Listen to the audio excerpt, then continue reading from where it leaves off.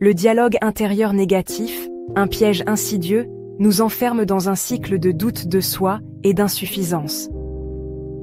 Il murmure des mensonges pernicieux, érodant notre estime de soi et entravant notre développement personnel.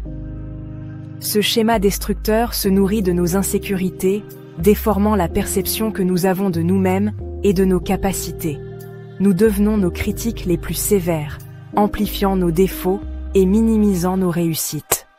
Le flot incessant de pensées négatives crée une prophétie autoréalisatrice, nous conduisant à croire que nous ne sommes pas assez bien.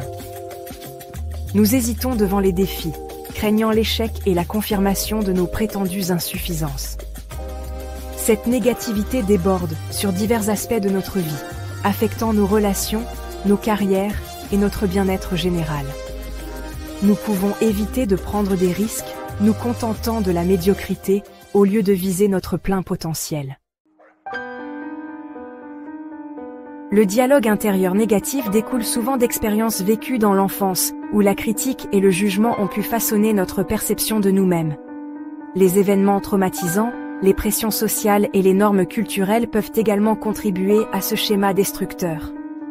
En intériorisant ces messages négatifs, ils s'enracinent profondément dans notre subconscient, influençant nos pensées et nos comportements. L'impact du dialogue intérieur négatif sur le développement personnel est profond. Il étouffe la créativité, l'innovation et le courage de poursuivre nos rêves. Lorsque nous doutons constamment de nous-mêmes, nous hésitons à prendre les mesures nécessaires à notre épanouissement. Cette hésitation peut conduire à des occasions manquées, des regrets et un sentiment omniprésent d'insatisfaction. Se libérer des griffes du dialogue intérieur négatif exige un effort conscient et un changement de perspective.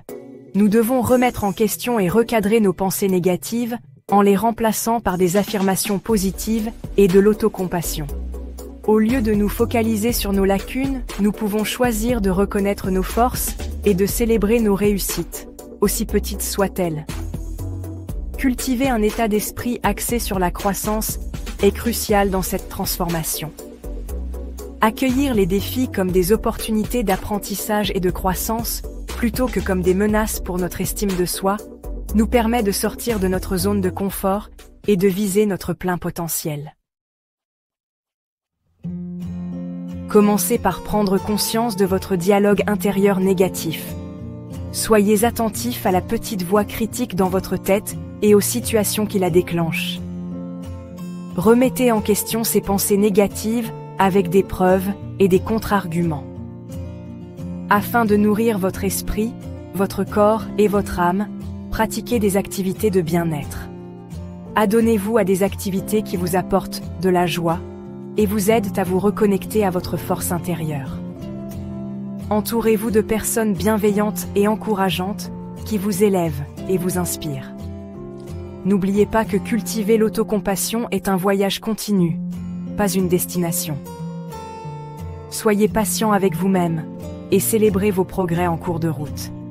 Si vous avez trouvé cela utile, n'hésitez pas à le partager avec d'autres personnes qui pourraient en bénéficier. Laissez un commentaire ci-dessous avec vos réflexions et abonnez-vous pour plus d'informations sur le développement personnel et le bien-être. Ensemble, embarquons pour ce voyage de découverte de soi et de croissance.